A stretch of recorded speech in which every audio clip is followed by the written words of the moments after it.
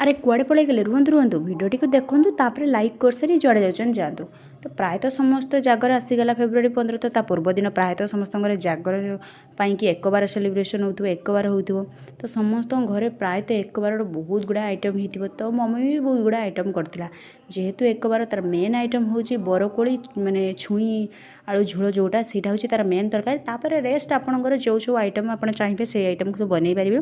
ତ ସେମିତି ବି ଆମର ବି ସେମିତି ଡାଲି ହେଇଥିଲା ସେ ଛୁଇଁ ଆଳୁ ବଡ଼ି ଦେଇକି ତାକୁ ବି ଗୋଟେ ତରକାରୀ ହେଇଥିଲା ବରକୋଳି ପକେଇକି।